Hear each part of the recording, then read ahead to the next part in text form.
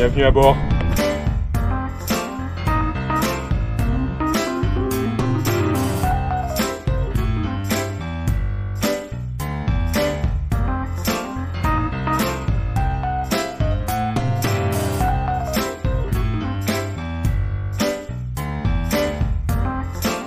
Bonjour, alors aujourd'hui dans le cadre des nautiques de Port-Camargue, nous allons assister à un atelier qui va concerner la pêche en mer. La pêche en mer, alors ça va se passer sur ce joli kata, le catamaran de Lionel, un Nautitech 46 Fly avec son capitaine Lionel qui va nous présenter une thématique autour de la pêche en mer. Alors je vous préviens, c'est un grand spécialiste qui pourra éventuellement vous donner des indications sur vos choix de matériel, soit pour la pêche du gros mais aussi du plus petit. Donc on va voir ça en détail tout à l'heure.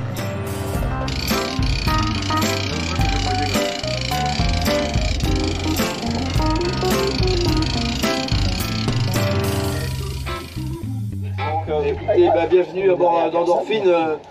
Lionel, l'heureux propriétaire de ce très beau catamaran Nautitech, a la gentillesse de vous inviter à son bord. Et donc Lionel qui a beaucoup pêché au niveau professionnel, je crois on peut le dire, à une époque. Et donc la pêche en mer c'est un vrai sujet. Le matériel, les leurres. Et donc c'est pour ça qu'on a voulu un petit peu faire cet atelier où souvent chacun un petit peu a ses petites astuces ou radio ponton qui fonctionne mais pas toujours très bien. Et à la fin on mange pas souvent de poisson. Voilà, donc le but c'est d'en manger un peu plus. Lionel, je te remercie la parole et je te remercie encore. Merci à toi. Merci. Donc on va parler surtout de matériel quand même. Et vous expliquer un peu ce qu'on peut faire et avec pas grand chose en fait. Il y a deux types de cannes déjà. Il faut savoir qu'il y a ça c'est des cannes casting et ça c'est des cannes speeding. Donc ça c'est une canne exotique. Et l'avantage de cette canne, je voulais vous en parler parce qu'en fait c'est le moulinet que vous connaissez en plus gros. C'est une canne exotique et cette canne elle vous permet autant de pêcher quand même à la traîne ici. Et quand même d'avoir une canne, s'il y a une chasse, de pouvoir jeter un leurre sur une chasse, de pouvoir pêcher le thon à la calée, de pouvoir... Elle est quand même...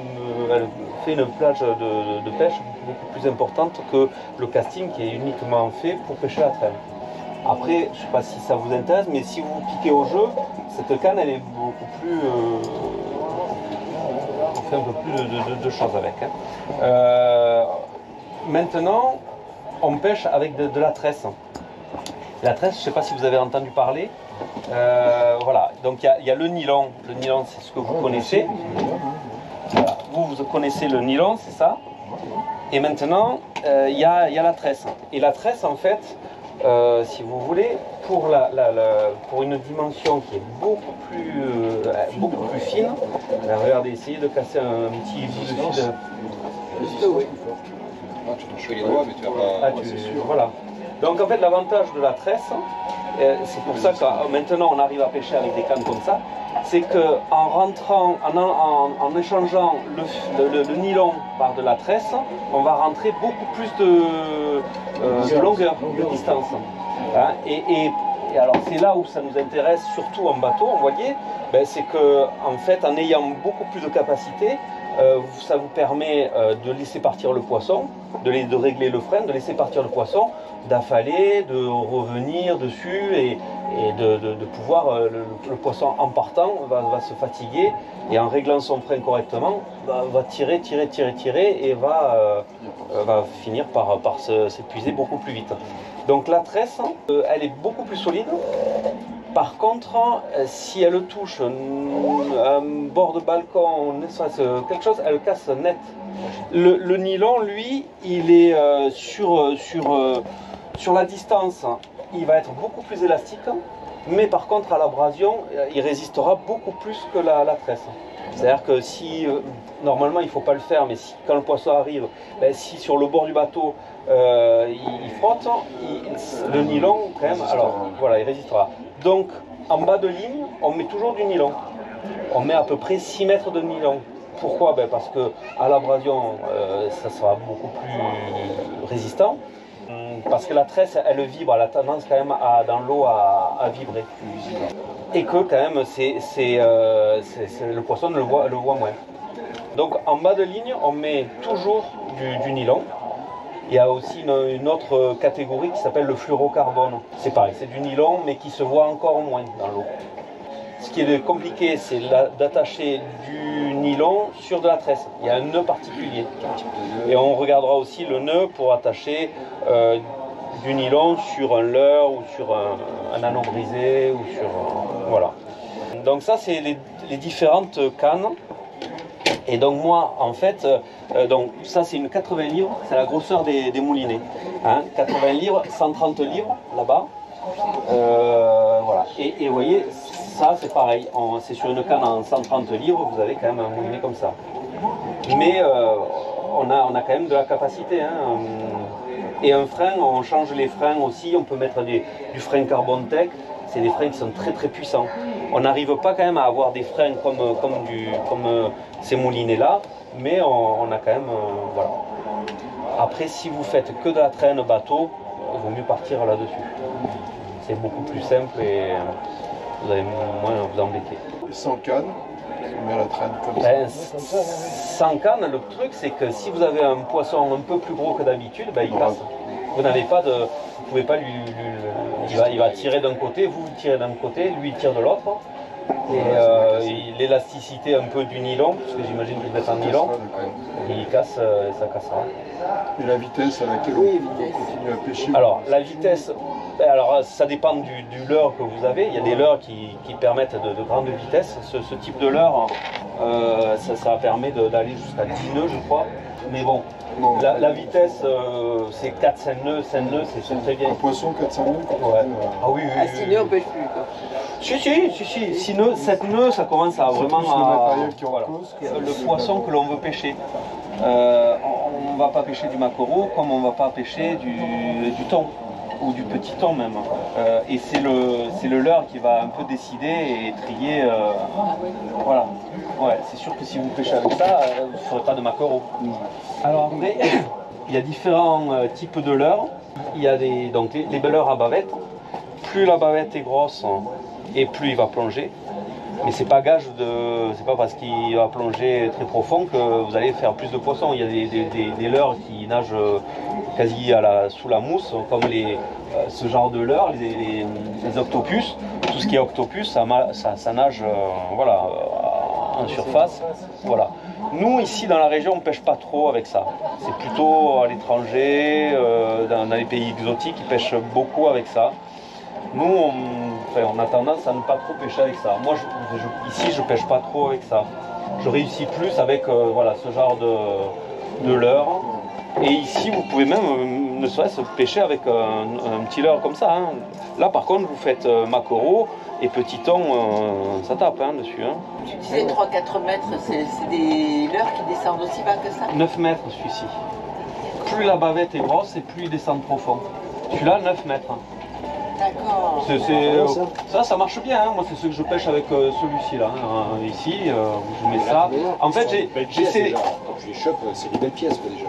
Oui, non, ouais, il faut que ça soit maillé hein, le thon normalement hein, déjà. Hein, est-ce que la couleur, ça a une importance? Parce que je vois qu'il y en a pas. Alors là, on mettait du vert, on mettait du bleu. Ouais, c'est le gros débat. C'est le gros débat. Ça, chacun.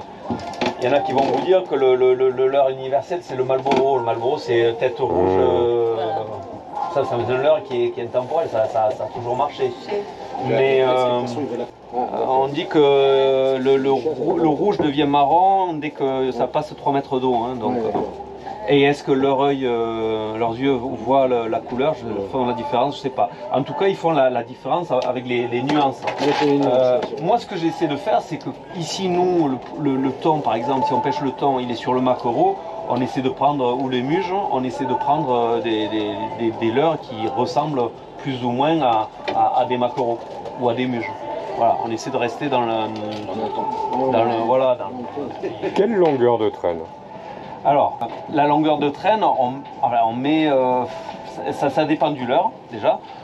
On le fait un peu à la sentie. Vous pouvez, je sais pas, moi je mettrais une vingtaine, une trentaine de mètres, une vingtaine de mètres. Vous avez un petit compteur aussi, si vous savez pas, que vous le mettez sur les cannes comme ça là. Tac. Bon, celle-là elle est peut-être un peu grosse. Et ça vous permet, vous mettez votre fil, hop, vous faites passer votre fil là-dessus, dans la roulette, hein, et ça compte les mètres. Hein. Ça vous permet vous le mettez juste pour poser votre ligne, hein. Ça vous permet de savoir si votre leurre est à 15 mètres, à 20 mètres. Les premières fois vous allez faire ça, après voilà. C'est quelque chose qui est vraiment pas cher maintenant. Avant ça c'était quand même assez onéreux. Maintenant je crois pour une dizaine ou une quinzaine d'euros vous l'avez. Donc ça c'est pas mal, ça permet aussi pareil de rentrer de la tresse, de savoir combien on met de tresse, ça permet de... Voilà, c'est un compteur hein, de fil. Tu ne peux pas pêcher un thon rouge, c'est interdit. Alors si, moi j'ai une licence hein, et une autorisation. Après là c'est un bracelet. Après oui, après il y a l'autorisation de pêche et après il y a le bracelet. Autre question, comment fait-on pour ne pas pêcher de thon rouge? Ma crainte, c'est de pour pas pêcher de thon rouge? Ah oui. Tu mets un écriteau sur le verre. Ouais, interdit ou un truc. Si j'ai un thon rouge, je coupe le fil. Si j'ai un thon rouge, je coupe le fil. Si t'es tout rouge, c'est pas pour toi. Oui, non mais après on peut le pêcher en no-kill et puis oui, vous pouvez le pêcher et puis bon, vous le relâchez. Hein. Moi, oui. J'en ai relâché un. Ouais, relâcher. Mais enfin, il faut quand même l'amener dans le cockpit, le décrocher. Voilà. C'est pas simple. Hein. Ben, donc on va attaquer les nœuds. Les nœuds. Alors, alors là c'est pareil, hein, les nœuds, il y a tout ce que vous pouvez imaginer en nœuds. Il y a des nœuds très très compliqués, du style le Bimini Twitch, avec des appareils exprès pour faire le nœud. Des CD, voilà, les nœuds, il y a tout le monde a son nœud fétiche et qui est meilleur que celui du copain. C'est un peu la guerre des nœuds. Alors après, moi j'en ai deux. Je faisais à un moment donné celui-ci, mais celui-ci je le faisais quand le soir, quand je suis en camp de pêche ou quoi, je le fais quand je suis posé le soir. C'est un nœud qui est assez long, qui est joli, qui passe dans les anneaux, qu'on peut vernir et tout. Enfin, bon, voilà. Et après, le poisson est sensible à la qualité du nœud, il est reconnaissant d'une façon ou d'une autre. Non. Il s'en fout quoi du. Non. Ça c'est pareil, hein. Évitez-moi les agrafes, c'est interdit ça. Hein. Ah ouais, non, les agrafes non. Hein. Non. Vous prenez directement. Ah non ouais. Vous prenez directement, donc vous passez. Moi là ça c'est le truc le plus simple hein, quand vous passez 5 fois 5, vous revenez, vous repassez dans votre boucle, dans la première et dans la deuxième. On mouille toujours le nœud pour qu'il glisse. Voilà. Et donc là, il est bien serré. C'est un nœud qui se défait pas. Plus vous tirez, plus voilà. Ça, c'est vraiment un nœud basique. Hein. Tu passes dans la boucle, tu fais 5-6 tours. Ouais, on va le refaire. Tu rentres. 5 tours. Moi, je fais. C'est vraiment. Donc, je passe, je le tiens, je fais 1, 2 et 4. Voilà, je fais 4-5 nœuds, 4-5 tours. Là, voilà. Là, je passe dans le premier. Ok. Et après, donc ça en fait ça fait une seconde boucle que je passe dedans. Voilà. Là, je commence à serrer. Hop. Voilà. Et là, il se serre. Donc là, il y a. Voilà. Ça, c'est vraiment le nœud basique. Donc ça, c'est le nœud pour raccorder vos leurres. Donc là on va voir la tresse. Là c'est un peu plus compliqué hein, par contre la tresse. Là il va falloir que vous alliez un peu sur YouTube et passer des soirées. Donc vous aurez à raccorder, ça c'est obligatoire, hein, vous aurez à raccorder du nylon à la tresse. Moi ce que je fais 1 et 2, je fais ça là. Je fais deux passages, deux passages. Je prends ma tresse, alors c'est pareil, il faudrait voir, je fais 1 et 2 passages. Là jusque là, voilà, je la serre un petit peu, je le serre un petit peu. Et là, je vais m'occuper de ce côté-là.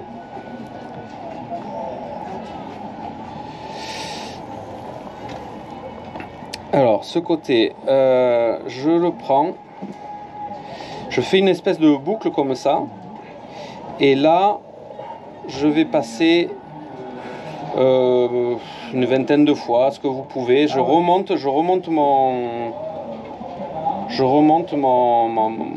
ma tresse jusqu'au nœud.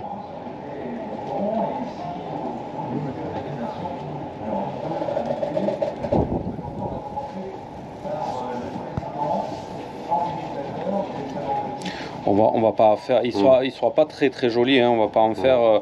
Plus vous en faites et plus il sera beau. Et après, une fois que vous êtes là, vous le remontez, vous le tenez, vous allez prendre celui-ci, vous regardez de quel côté il est enroulé pour le dérouler. Donc moi je vois que je vais pouvoir le dérouler dans ce sens.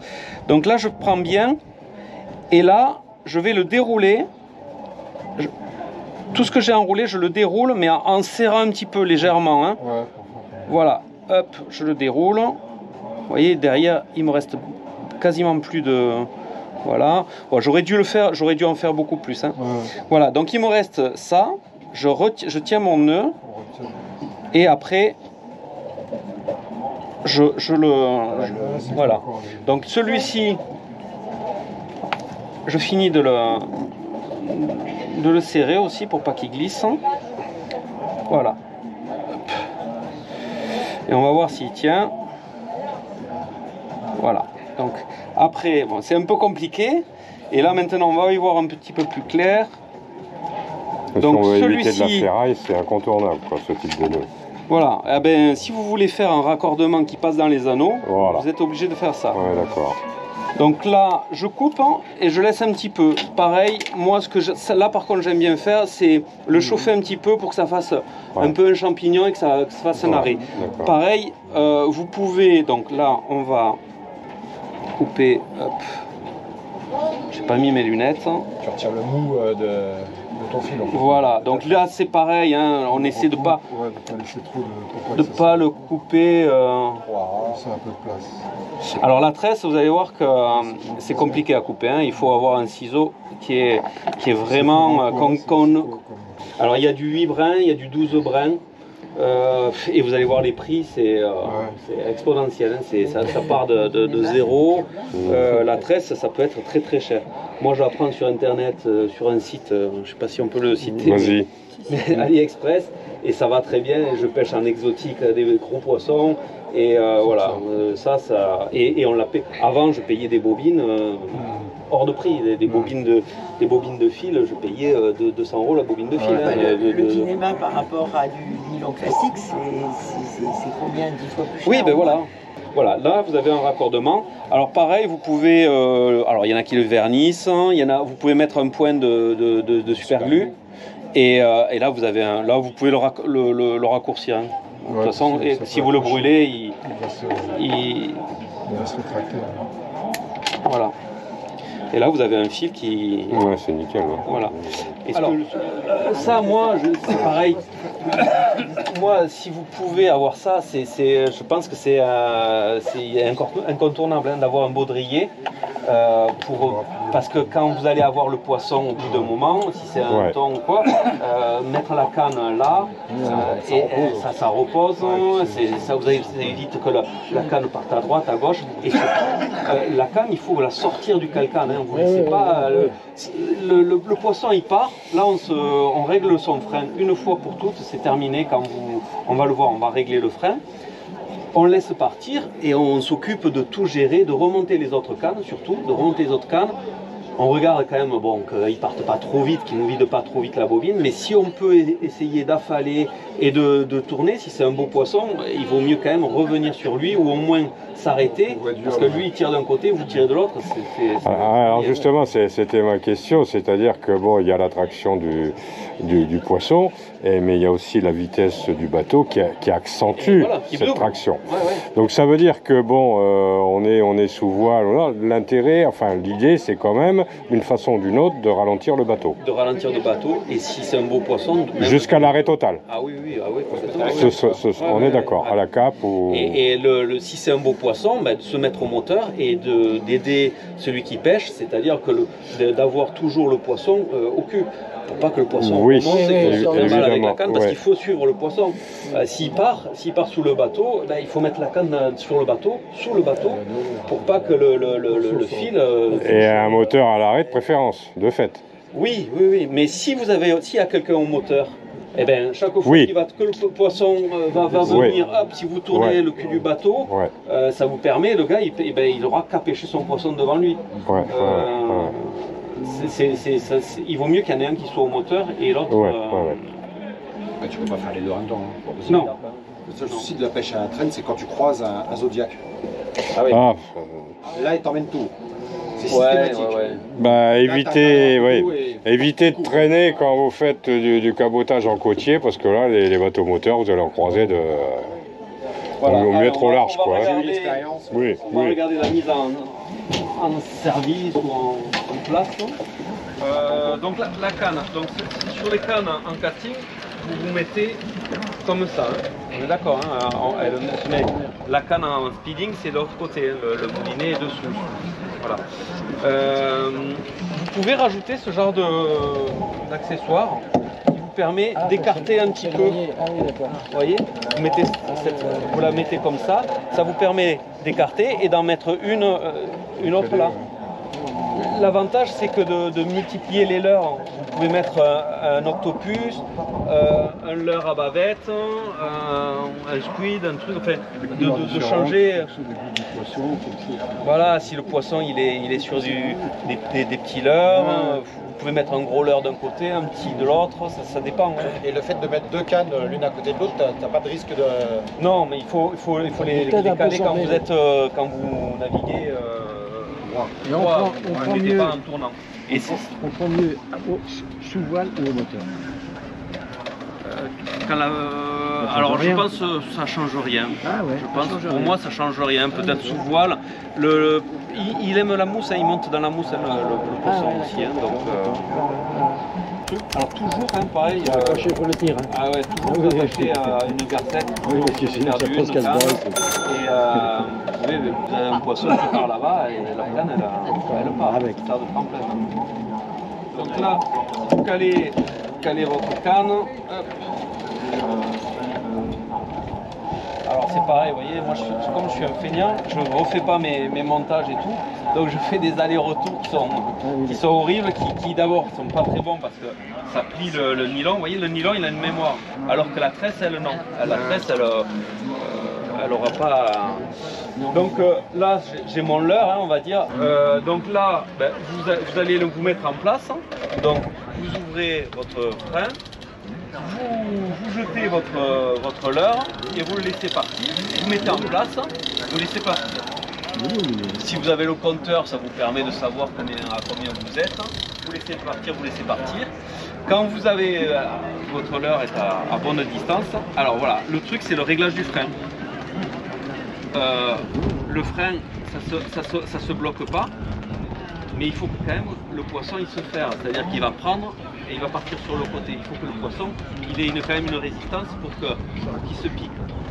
C'est pour ça que quand vous avez des hameçons même rouillés, c'est pas mal de prendre, vous savez, ils vendent des petites pierres à aiguiser comme ça. Et un petit peu, sur chaque triple, vous avez les piquants. Vous le piquez votre peau, vous voyez si ça pique bien, c'est bien. Même s'il est rouillé, l'hameçon, c'est... Et après, vous sentez la tension comme ça. Voilà. Quand vous avez ça, pour moi, c'est un peu... Non, moi j'aime bien que le poisson... Après, pareil, il y a des gens qui vont vous dire non, non, il faut que ça parte et tout. Moi j'aime bien le poisson, il se pique et après il démarre. Ouais, d'accord. Et ça, c'est le bruit qui est très agréable quand tu es à moitié endormi en navigation et puis que ça se met en route au moment où tu t'y attends le moins. C'est que du bonheur, ça. Donc on règle son frein et son frein après, alors normalement moi, alors c'est pareil, ça c'est des débats, il y a des pêcheurs qui vont vous dire le contraire, hein. Moi mon frein je ne règle plus.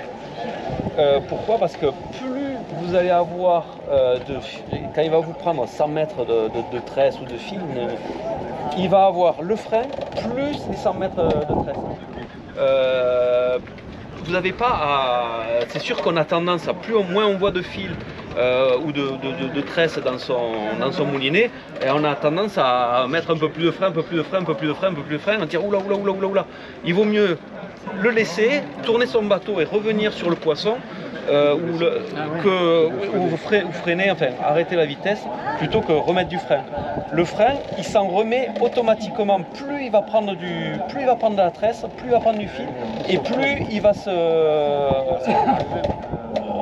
moi j'ai entendu dire qu'un bon nageur avec 100 mètres de fil, il se noie au bout de 20 minutes. Si on attache 100 mètres de fil à un nageur, au bout de 20 minutes, il se noie. Parce que ça... Et vous faites l'expérience, vous lâchez 100 mètres de tresse, vous allez voir, sans rien, sans leurre, sans rien, vous avez la canne, elle est déjà comme ça. Donc, moi je pense qu'il ne faut pas serrer le frein, vous le réglez, vous le touchez plus. Et même si vous voyez que votre poisson, bon, ben, il commence à en tenir, vous pouvez même vous économiser, et voilà. Donc la canne, bien entendu, quand vous êtes en combat, que vous avez réglé un peu tout, vous la prenez en main. Hein, vous la prenez en main, vous ne laissez certainement pas la canne dans le calcan. Hein. Le poisson, ça se combat là, et vous venez là. Vous pêchez là, un baudrier. Si vous n'avez pas de baudrier ou si vous ne voulez pas vous embêter, une astuce, vous prenez une balle de tennis, vous faites une croix dedans, vous la mettez là, ça vous permet d'avoir quelque chose de protection. D'accord. Puis après ben, pareil, hein, on pompe, hein, on tire, on force jamais sur la manivelle. Hein. On tire. On reprend. Non, le poisson, lui, il relâche pas rien. Lui, hein. Donc, on tire et en descendant, vous récupérez le fil que vous avez tiré. On tire et ça, on le verra quand on fera une sortie la prochaine fois. Mais on tire et on récupère. On tire, on récupère. On force jamais sur la manivelle. Vous avez un atelier là sur le salon. Avec un simulateur. Ouais. Je l'ai fait une fois, c'est intéressant parce que tu as vraiment les sensations et de faire exactement ce que dit Lionel, voilà, sinon ça le fait pas. Ça... Non, c'est la seule façon de remonter un poisson. Hein. Donc voilà. Le poisson, alors après c'est pareil, il faut en avoir monté un peu, c'est pareil, il faut vraiment y rentrer dedans, il ne faut pas le laisser respirer, si vous lui montrez que vous êtes le boss, le poisson, il va, c'est dingue, hein, mais vous allez sentir que vous allez prendre le dessus. Si vous commencez à être un peu down, si vous commencez à ne plus tirer sur la gueule, ben le poisson il reprend le dessus, il reprend du fil et vous sentez qu'il a compris qu'il avait une chance. Donc il faut voilà. Et après, donc une fois que le poisson arrive vers le bateau, là il faut que vous soyez, vous sentiez que quand même il commence à faire des tours. Hein, et un poisson fatigué, il commence à ne plus tirer droit, hein, il commence à faire des tours. Évitez qu'il passe dessous, certains vont passer dessous. S'il passe dessous, vous sortez du baudrier et vous passez votre canne dans l'eau. Hein. Il faut vraiment la descendre au maximum pour que s'il passe à côté du safran, que la pointe soit le maximum. Moi je me suis vu des fois à mettre la canne complètement dans l'eau, voilà, pour attendre qu'il tourne et qu'il revienne. Et donc après, une fois qu'il est là, il faut que vous soyez aidé de quelqu'un avec une gaffe. Un truc que j'ai oublié, que moi j'aime bien faire, certains ne le font pas, mais après c'est des petits trucs. Hein. Moi ce que j'aime bien faire, si vous voulez, si vous avez vous calez votre canne comme ça, votre leurre, elle est très haute votre ligne. Moi j'aime bien faire, il y a ce genre de pinces, des pinces à déclenchement. Vous les ouvrez, en fait, vous la dévissez un petit peu, vous les ouvrez. Alors ça marche mieux sur le nylon, hein, mais bon, ça marche aussi sur la tresse. Là je vous le montre sur le nylon. Hop, vous serrez un peu. Voilà. Donc là voilà, c'est bon. On va dire que c'est comme ça.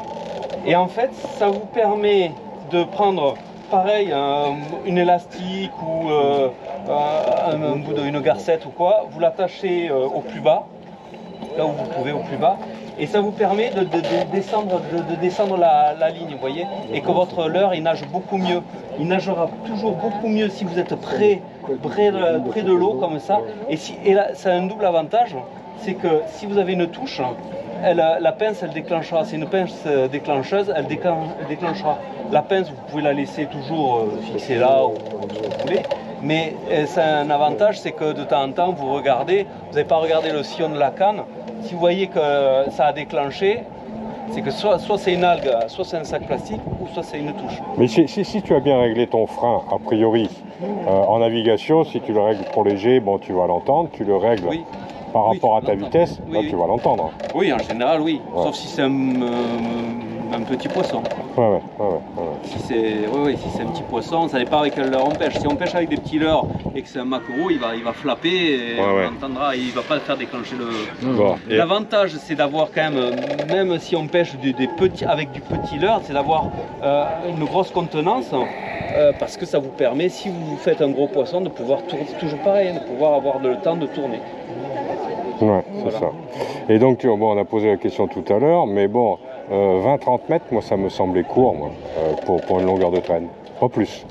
20-30 mètres. On pêche les thons, des fois, dans la mousse, hein, derrière. Ouais, d'accord. 30 mètres, oui. Quel que soit le poisson qu'on cherche, même si on ne cherche pas le... Moi, les leurres, je les vois, hein, du fly là-haut. Ah ouais, d'accord, pas plus. Non. Ouais, d'accord. Non, parce que si vous allez mettre, si tu vas mettre 100 mètres de fil, moi j'en ai de la contenance, mais suivant les que vous allez pêcher, d'accord, même 30 oui, mètres. d'accord, oui, d'accord. Si tu as 50 mètres de fil et puis que tu es trottelette... Oui, non, mais on est d'accord. Non, mais même 20-30 mètres, ça me... Voilà, donc grosso modo, on a fait un peu le tour, faire bien régler son frein et puis surtout sortir la canne du calcan.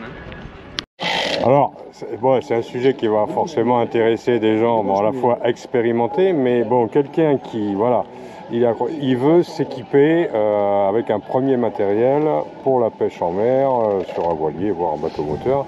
Donc, qu'est-ce que tu recommanderais comme équipement déjà Il y a des ensembles. Moi je pense que bon, on va pas partir sur du speeding, on va rester sur du casting si vous voulez, si vous avez un bateau et que vous voulez pêcher plutôt tranquille, pépère à la traîne. Il y a des ensembles qui sont vraiment pas chers dans les grandes enseignes qu'on connaît. Voilà. Si vous pouvez changer pour de la tresse. Et après voilà, hein, c'est il y a des très bons débuts d'entrée de gamme. Ce qu'il faut faire attention, c'est essayer de prendre une marque pour que le frein soit quand même. C'est le frein qui est quand même intéressant à voir. Et après, on voit beaucoup de plaisanciers, j'en connais, qui pêchent, qui essaient de pêcher, qui ne remontent rien. Et qu'est-ce que, rien qu'en te disant ça, selon toi, quelles sont les erreurs, des défauts de matériel adapté, le diagnostic, ce serait quoi? Il n'y a pas...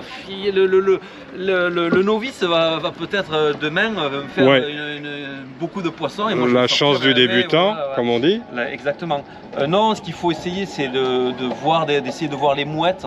Les mouettes qui chassent, ça c'est quand même un signe, tout le monde sait. Ça c'est quand même, vous voyez des mouettes qui chassent, c'est bien de s'en approcher. Peut-être pas de rentrer, si vous voyez la chasse que ça mousse, peut-être pas de rentrer dans la chasse, mais de tourner légèrement dessus. Et après, pareil, vous avez sur la côte, si vous restez sur la côte, vous avez les lignes de fond. c'est quand même pas mal de suivre les tombants, les lignes de fond qui se rapprochent les unes des autres. Ça veut dire que le fond tombe assez rapidement. Donc c'est pas mal d'aller sur des endroits où les lignes de fond se bousculent un peu. C'est quand même des endroits qui sont propices à du petit poisson et derrière du pélagique qui va venir dessus. Après, quand vous êtes en haute mer, et à part les mouettes, il n'y a pas grand chose, ou les DCP, il n'y a pas grand chose qui va vous signaler qu'il y a du poisson.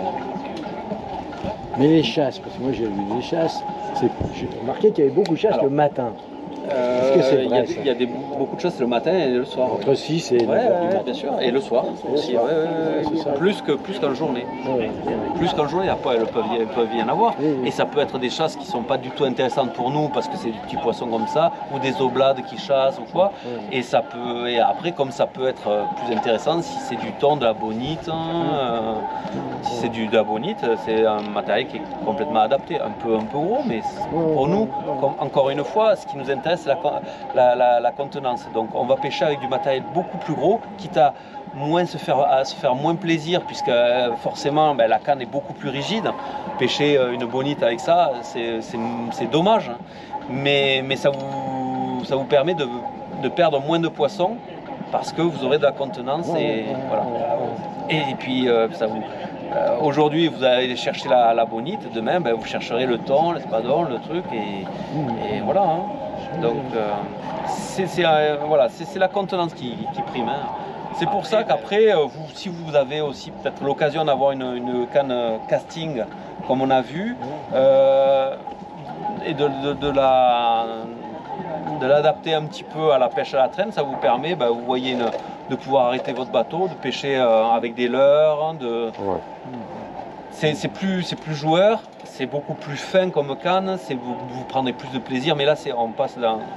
Il faut aimer la pêche, hein, mais on peut débuter comme ça, et puis après se prendre une canne casting, ça permet de faire un peu plus de pêcher au vif, pêcher. Après on part dans d'autres pêches. Hein. Et après sur un montage tresse nylon, quelles caractéristiques de fil tu recommandes pour normalement passe-partout, quoi? C'est en fonction du moulinet, en fonction du moulinet et de ça ton sera ensemble. déjà adapté. Vous allez avoir la force du fil sera adaptée à la canne. Hein. Ouais, parce que il arrive de s'équiper avec un moulinet vide qu'il faut garnir. Ouais. Donc, après, les vendeurs vous renseigneront le type de moulinet en fonction du matos. En fonction du matos. Maintenant, tous les moulinets, avant, on ne pouvait pas mettre de la tresse sur un moulinet normal parce qu'il n'enroulait pas croisé. La bobine ne montait pas, elle ne descendait pas, elle tournait que. Ouais. Maintenant, quasiment tous les moulinets spinning enroulent croisé, donc vous pouvez mettre sur tous les moulinets de la tresse. Avant c'était pas le cas. C'est pareil, les anneaux n'étaient pas en céramique, la tresse c'est très très très abrasif, on ne pouvait pas mettre de la tresse sur n'importe quel Maintenant tous les anneaux sont céramiques et vous permettent de mettre de la tresse.